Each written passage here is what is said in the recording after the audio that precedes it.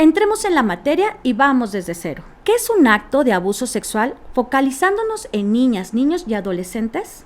Es aquella persona a la que obliga a tener algún contacto de manera sexual a través de pues caricias, besos, tocamientos. Es también obligar a ver pornografía o incluso someterlo o exhibir sus genitales o a tocamientos para sí mismo. Es aquella persona que logra la satisfacción para sí misma utilizando a una persona menor de edad. Hablemos de las víctimas y luego de los victimarios. ¿Existe un común denominador entre las niñas, niños y adolescentes víctimas? Fíjate que en mi experiencia no hay un estimado o no se encuentra esa correlación. Es decir, es como un mito que se tiene sobre el abuso sexual. El abuso sexual infantil se da en todos los estratos sociales y también desde pequeñitos, desde muy niños, muy bebecitos, hasta casi cumpliendo los 18 años que se comete el abuso sexual infantil. También se comete después de los 18, obviamente. ¿Qué te dice el dato de que 9 de cada 10 víctimas son niñas? Creo que sería muy atrevido decir de mi parte de 9 de cada 10. Creo que los niños también corren peligro al respecto. Dentro de mi experiencia te puedo decir entonces que sí, 9 de cada 10 niños, niñas o adolescentes son abusados sexualmente, pero principalmente por una persona cercana a ellos. ¿Cómo es en lo general el comportamiento de una niña o niño? Llamémosle normal, es decir, que no ha sufrido este tipo de abuso, para compararlos con quienes sí lo han sufrido. Bueno, aquí podríamos hablar de un niño normal. Bueno, es alguien quien juega, quien puede compartir con sus compañeros, quien tiene una sana convivencia con los demás. Entonces, mejor estaríamos hablando sobre algunas conductas que se han observado en niños que han sido abusados sexualmente. Cabe mencionar que no todos los niños que han sido abusados sexualmente presentan todas estas conductas y que la presencia de alguna de estas conductas no reitera un abuso sexual, o es decir, no confirma un abuso sexual. Puede ser una alerta, entre ellas pues es el retraimiento, el aislamiento, el no querer convivir con cierta persona dentro de su entorno pues familiar o social, el que no quiera pues tener como este acercamiento. Ahí estamos hablando también de algunas conductas como la enuresis. La enuresis es la micción nocturna, es decir, que se hacen pipí en la noche en la cama, que de pronto están teniendo, algunos niños que son más pequeños tienen conductas que son de repetición, es decir, que los niños y las niñas pueden repetir estas conductas que les están haciendo a ellos, lo repiten con otros menores de edad. Hemos encontrado, o bueno, dentro de mi experiencia particular, he encontrado que de pronto se bajan los pantalones, que tienen algunos tocamientos. Cabe mencionar que hay niños que es totalmente normalizada esta conducta. Por ejemplo, los vemos a los 2, 3 años, pues bueno, estas son las etapas del crecimiento, que de pronto se toca al niño sus genitales. Esto no quiere decir que haya sido abusado sexualmente, y a veces las mamás o las personas que estamos alrededor de los niños cometemos este error. Creemos que el niño está sexualizado. El niño no tiene siquiera idea de lo que es una conducta sexual. El niño está sintiendo placer porque en sus genitales siente placer, pero no quiere decir que haya sido abusado sexualmente, ¿sí? Tendríamos que revisar un conjunto de conductas, revisar el testimonio y a partir de ahí determinar si el niño ha sido o la niña ha sido abusada sexualmente o no. Un niño que está siendo abusado, ¿sabe lo que está haciendo? ¿Sabe que está mal lo que está pasando? Así es. Algunos niños y niñas saben que están incómodos con esta conducta. Obviamente, como no hay una esfera psicosexual abierta todavía, es decir, ellos no saben de sexualidad aún, saben que es algo incómodo, que no les gusta. Y de pronto, pues al ratito vamos a ver, si quieres, las etapas del abuso, que es cómo empieza el abusador a cometer estos ilícitos. Y también te comento que el niño o niña comienza a tener esta incomodidad y se crea una culpa en ellos, donde ellos no saben si está bien, si está mal. Algunos niños, obviamente el cuerpo siente algo de placer, pero también sabe que es incómodo, que el padrino o que el padrastro o que el tío muy cercano comience a tocarle sus genitales o sus áreas íntimas, que de pronto en la escuela les reiteran mucho que no deben de ser tocados en esos lugares, incluso les ponen algunas técnicas o dinámicas de que son las partes verdes las que sí se pueden tocar, las partes rojas no se pueden tocar, y de pronto sucede una situación así, el niño siente o la niña siente un gran shock al respecto. Y también, bueno, después vienen nosotros los psicólogos lo llamamos pues alguna vampirización al respecto, es decir, el sujeto agresor comienza también con una serie de conductas para pues que el niño no vaya a decir nada, que de pronto no vaya a echarlo de cabeza, ¿no? Antes de pasar a las etapas de abuso, ¿a partir de qué edad debemos decirle a nuestros hijos que partes de su cuerpo no pueden verles ni tocarles las demás personas? 3 años. Desde los 3 años le tenemos que hablar de sexualidad a las y los niños. ¿Cómo? Las partes íntimas, es decir, las partes que son privadas, que son solo para ti, que solamente tú las puedes tocar, pues es el área genital, las pompis, el pecho en las niñas. Desde ahí podemos comenzar a platicarle al niño o niña como papás, cuáles son estas. Si alguien le dice, si alguien te comenta o te pide guardar el secreto, pues ahí es una alerta también. Es decir, vienes y me dices inmediatamente, tú no te guardes secretos al respecto. ¿Cómo empieza un periodo de abuso sexual y cómo va creciendo gradualmente? Bueno, comienzan con la etapa de seducción. El sujeto agresor pues comienza, te voy a platicar de la experiencia que tengo con algunas víctimas, de cómo los abusadores lo han realizado. Algunos comienzan dándoles objetos, algo que les gusta a las niñas y a los niños, ganarse su confianza, a tener juegos un poco más próximos o íntimos de proximidad física, pues. El segundo es una interacción abusiva, donde pues comienzan a tener pues estos juegos eróticos, como los besos, las caricias, donde les reiteran que ellos se sienten muy bien, que incluso pueden manipular al niño y decir, esto también te gusta a ti, en esta manipulación que hace o esta vampirización que hace el sujeto agresor, pues le carga al niño o la niña pues cierta culpa, es decir, comparte esta culpa con el niño, y es una forma también donde inicia pues la siguiente etapa, que es la etapa del secreto. Es decir, ya tú y yo hicimos esto y entonces ahora estás a través del chantaje. Esto es un secreto entre tú y yo. Si alguien sabe, si alguien se da cuenta, entonces pues tu mamá se puede morir. Te digo, lo he escuchado reiteradamente, estas amenazas que realiza el sujeto a las niñas y a los niños, no le voy a pasar dinero ya a tu mamá, tu hermanito le voy a hacer lo mismo que a ti. Empiezan estas pues conductas de secrecía, ¿no? La niña o el niño de pronto puede callarse mucho tiempo. Hay niños, depende también de su personalidad, que lo dicen inmediatamente, pero hay niños que guardan el secreto, incluso nunca lo dicen. No podemos culpar a la víctima jamás de no haberlo dicho antes. ¿Por qué no lo hacen? Cada quien tiene su tiempo. No lo hacen porque pues son diversos factores del entorno, lo que hayan sufrido o cómo haya sido este abuso sexual, esta privación de estos derechos sexuales. Tú has estado en contacto con muchas niñas y niños en esta situación. ¿Cómo puedes describir a las niñas y niños que son víctimas de abuso y si existe un método efectivo para subsanar el daño psicológico que les han hecho? Claro, mira, veo más, como tú comentas y la estadística lo ve, veo más niñas que han sido abusadas sexualmente.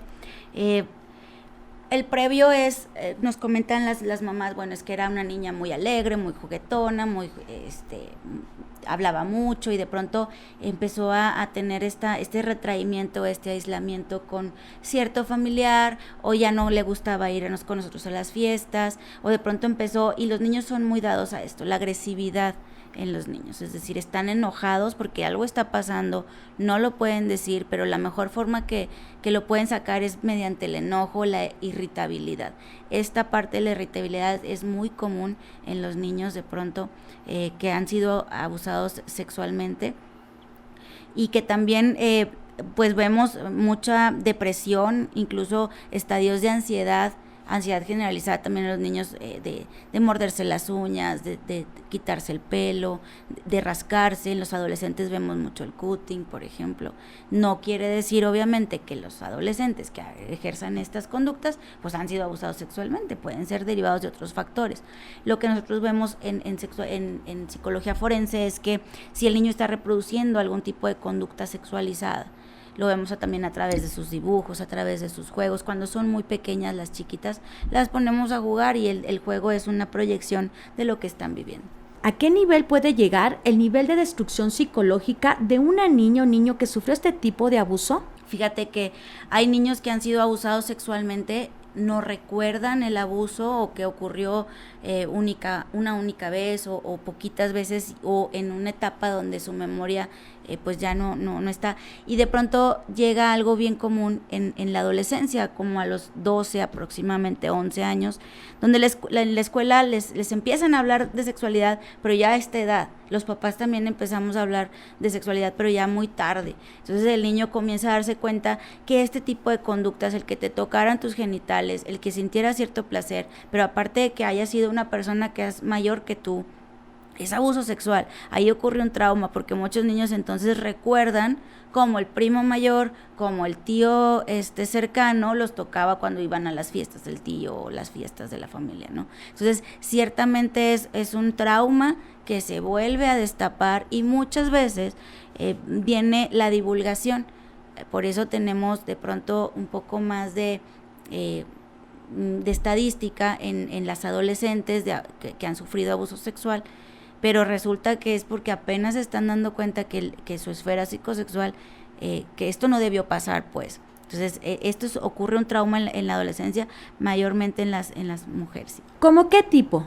Es que también depende de la resiliencia y la capacidad que tenga la persona para reponerse a estos eventos traumáticos. Muchas veces he encontrado personas y he platicado con algunos grupos que han sufrido este abuso, donde pues la resiliencia es bastante buena, tienen una buena red de apoyo, tienen la personalidad o los mecanismos de defensa fortalecidos, y es como, pues digo, mi tío me abusó, pero pues yo lo perdoné y yo lo olvidé, y siguen con su vida, su sexualidad normal. Poquitas. Muchas de las mujeres que han sufrido abuso sexual sí tienen algunas situaciones al momento de ejercer su sexualidad, como que de pronto no la ejercen con cierta culpa, o es nula, es decir, no pueden tener relaciones sexuales, o no quieren tener proximidad con alguna persona o que se parezca a él. Este aislamiento que tienen hacia los hombres también. De pronto sí puede haber algunas conductas que podemos observar ya en la adultez, de personas que fueron abusadas sexualmente. En el caso de los niños, se habla mucho de que tienden a replicar los actos que sufrieron en la infancia. Fíjate que la mente, el ser humano, y sobre todo las personalidades, pues si el entorno no fue adecuado, si no se le habló adecuadamente sobre educación sexual, donde no se divulgó a tiempo este abuso, donde no se descubrió, no hubo esta catarsis, pues esta exposición del abuso, si no se trabajó, pues sí tiende a targiversarse todo esto y replicar. ¿Por qué de la conducta antisocial, o por qué de una conducta que no está dentro de la norma? Pues es multifactorial. Puede ser desde genética, biológica, el entorno, las mismas experiencias que él tuvo. Para cerrar el tema de las víctimas, otro factor son las conexiones cerebrales, que se pueden ver afectadas por diversos factores, incluidos los de este tipo. ¿Les afectan en temas de aprendizaje y socialización haber sido objeto de abuso sexual? Claro que sí. Claro que sí, afecta en muchísimas áreas de la vida. Nosotros los psicólogos, pues ya en la adultez tenemos que ver que el área social, el área familiar, la laboral, el área sexual también, el entorno, el cómo se desenvuelve con otras personas, cuál es cómo se relaciona con las demás personas. Todo esto, estas áreas quedan afectadas, por supuesto que sí. Pero te comento, pues depende mucho de la personalidad, la resiliencia, el trabajo terapéutico si lo llevó. No todos llegan a tener un tratamiento psiquiátrico, muchas veces con terapia cognitivo-conductual, un psicólogo que trabaje estos tipos de temas a través de estas técnicas, pues logran desactivar ciertas ideas irracionales que se tienen al respecto para poder avanzar en la vida. Ahora vamos a hablar de quienes ejercen este tipo de violencia. Al inicio de la entrevista dábamos el dato de que 6 de cada 10 de estas violaciones se producen en casa y en el 60% de los casos el agresor es un familiar o pertenece al círculo cercano a la familia. Si ya de por sí abusar de un menor me parece enfermo, peor aún que ese menor sea el mismo familiar, incluso el hijo de quien ejerce este tipo de violencia. ¿A qué podemos atribuir este tipo de violencia y que no existe una contención de ejercer un abuso sexual contra un miembro de la misma familia? Fíjate que entonces estaríamos hablando de conductas criminológicas, es decir, conductas antisociales, es decir, que va en contra de la norma, de una pobre educación sexual, de un pobre control de los impulsos, de esta necesidad de control sobre la otra persona también. Sobre es un ejercicio del poder completamente, es un acto de violencia porque es una persona que es vulnerable, es decir, no está en la misma capacidad que el agresor. Es una persona que no tiene la capacidad para defenderse, para tomar decisiones o incluso para pedir ayuda. ¿Puede ser un problema de autoestima del agresor el hecho de abusar de un menor? ¿Pensar que no tiene la capacidad de establecer una relación íntima con alguien de mayor edad? Porque hablando en términos absolutamente físicos, pues la lógica es que una persona mayor de edad tiene un cuerpo ya desarrollado que sí podría satisfacer los deseos físicos. Estamos entonces hablando de las preferencias o el decir lo que te satisface sexualmente. En ocasiones al agresor no le satisface una mujer o un hombre de la misma condición, pues le satisface a alguien menor u otras filias, ¿no? Pero finalmente estaríamos hablando de un ejercicio del poder. ¿Existe alguna teoría que justifique esta conducta? No, es que es múltiple, o sea, es decir, es multicausal, pues. El agresor, como puede ser biológico, es decir, que no tiene una erección con una mujer o un hombre y lo tiene más con un niño, o sea, estamos hablando de algo de biología, ¿no? Pero socialmente es inadecuado, inaceptable. Va en contra de la norma y está en contra de los derechos, ¿no? Estamos entonces hablando también tanto de lo biológico, pues como lo de lo social y también como el ejercicio, te comento, de este poder que se tiene contra un niño o una niña. En el tema de que sea un familiar la víctima, ¿es por buscar impunidad? Así es, porque es más próximo, es más fácil controlar, es decir, más fácil el envolver a la niña o al niño, el amenazar, y es que está a disposición. Es decir, ahí va a seguir estando, digamos, en cada fiesta, en cada vuelta que yo le dé a esa casa donde estoy, o si está a la mano, va a aprovechar el momento en el que mamá sale a trabajar, padrastro aprovecha estas situaciones, este abuso de confianza. Yo creo que sí es por la proximidad, por la cercanía. Ahora, ¿el victimario da signos o señales de alerta cuando está comenzando a abusar de un menor en el seno de la familia? Bueno, son identificables ahí. Por ejemplo, te voy a platicar algunos casos que yo he encontrado ahí que de pronto parecieran los mismos casos, ¿no? Donde mamá tiene varios hijos, padrastro entra a la dinámica familiar, mamá trabaja, conoce al sujeto, toma confianza y ya estando dentro de casa, la mujer comienza a tener ciertas sospechas o conductas de que el sujeto pues ya no tiene relaciones sexuales con ella, que ya pasa más tiempo en la casa con los niños o alguna cercanía especial con cierto miembro de la familia, o que empiezan a tener un poco más de regalos, por ejemplo, como preferencia pues por alguno de los hijos, no sé, y de pronto este envolvimiento es muy característico dentro de las dinámicas familiares cuando padrastro abusa sexualmente de los niños. No quiere decir que todos los padrastros abusen, ¿verdad? Es común. A veces abusa abuelito, a veces abusa padrino, a veces abusa el primo más grandecito. Es decir, No hay un común denominador, pero lo que sí es común es que la mayoría son cercanos a la familia. ¿Has tenido contacto con adultos que han abusado de niñas o niños? Sí. ¿Cómo los puedes describir? Fíjate que esta es una pregunta muy,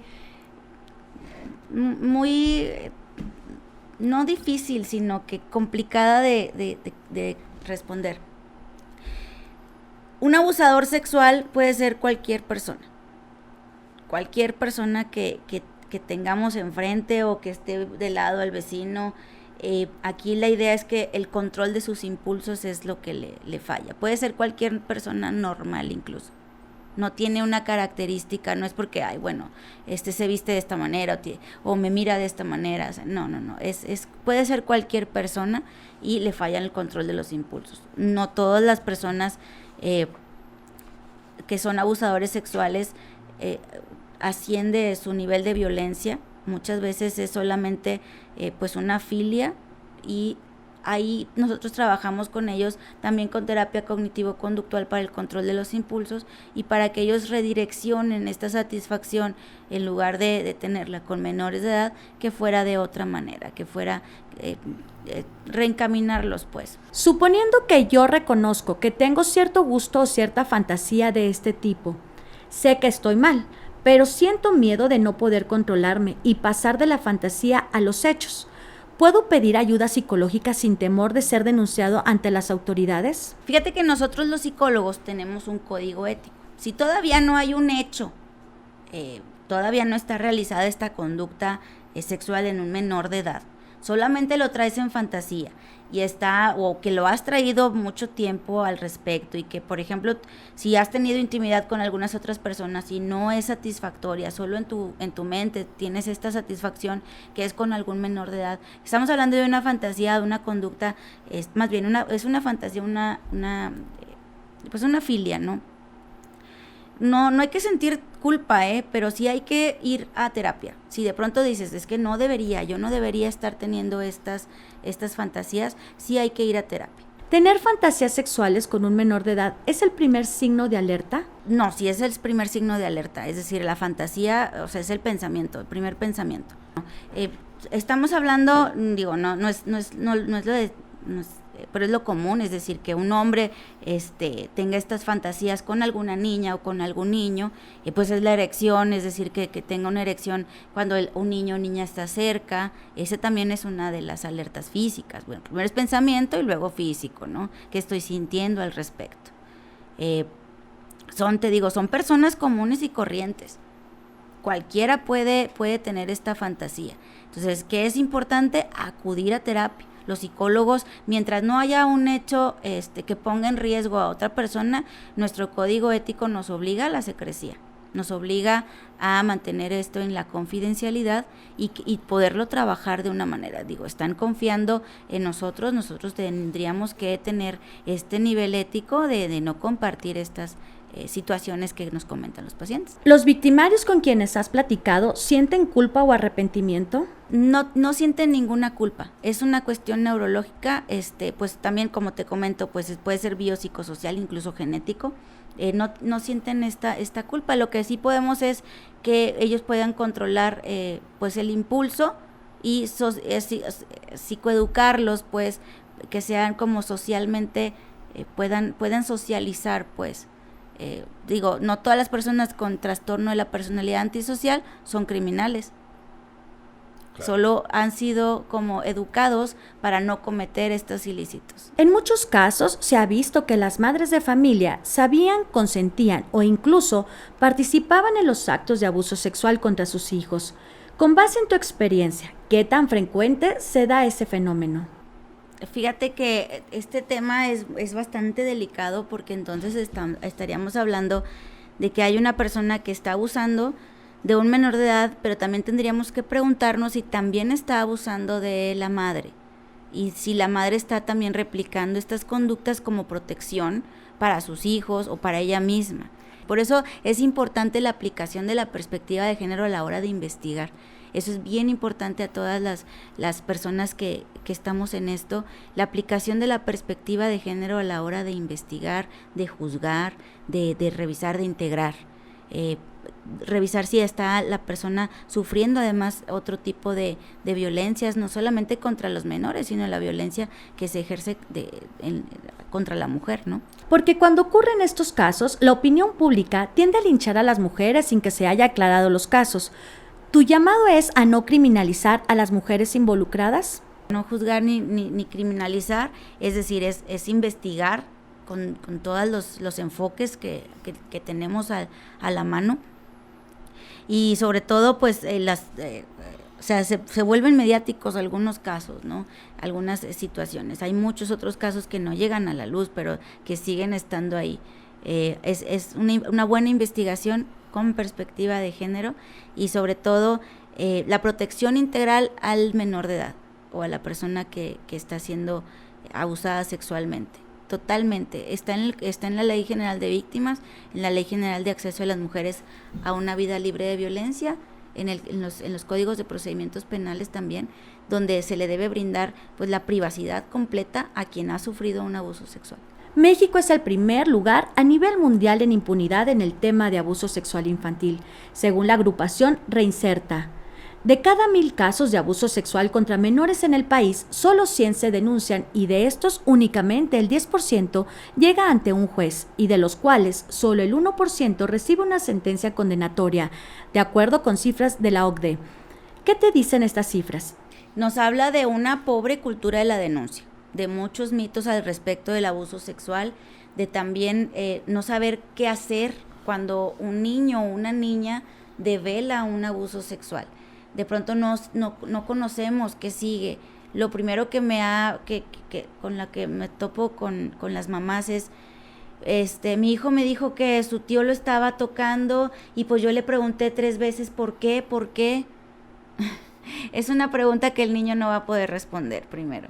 Y 2, o culpar al niño también. Es miedo de los adultos, es un miedo de los adultos, es una etapa de negación de los adultos, de incredulidad, no puede ser, es mi familiar, no te creo. Me he topado con muchas víctimas con una violación, donde me dicen, yo le dije a mi mamá hace 1 año que él me estaba abusando sexualmente, que él me estaba tocando, y mi mamá no me creyó, y ocurre la violación. Es un sentimiento de indefensión completa, de donde tu figura de seguridad, de protección, pues no te cree, pone en duda lo que has comentado, incluso pasa por alto, incluso omite, incluso puede reprocharte el querer separar a la familia o el querer tener todas estas, pues es el ejercicio de la violencia también, es decir, aparte de que es abusado el niño o niña, no le creen, es otro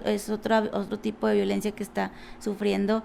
Es un estado de indefensión completa que tiene el niño, y de ahí se desencadenan pues múltiples trastornos. Incluso estaríamos hablando de un estrés postraumático complejo, es decir, que aparte de lo reiterado de las crisis, esto sobreviene también. ¿Existe forma de prevenir o detectar a tiempo el abuso sexual infantil? ¿Y qué podemos hacer los padres de familia para proteger a nuestros hijos contra este tipo de violencia? Mira, lo primero es hablarles sobre sexualidad desde temprana edad. Digo, hay libros, hay talleres especializados para hablarles a los niños de sexualidad, sobre qué es correcto, qué es incorrecto, los tocamientos que son naturales o normales y los tocamientos que son inapropiados. Así lo podemos manejar con niños pequeños. Incluso a algunas familias dicen, es que yo no le quiero hablar de sexualidad. No le hables de sexualidad si no quieres, pero háblale donde los tocamientos inapropiados, por ahí podemos empezar. Sabes que de los 3 a los 6 años aproximadamente los tocamientos inapropiados son los genitales, los pechos en las niñas, los muslos, las pompis. Esto pudiéramos estar hablando con los niños sin mencionar si quieres la palabra sexualidad, etcétera, ¿no? Los genitales se tienen que decir por su nombre. Tuve un caso donde la niña comentaba, es que mi padrino me come la galletita. Y entonces la mamá se reía y así pasaron meses, hasta que ocurre otra situación y hay desgarramiento vaginal, y es que yo te dije que mi padrino me comía la galletita.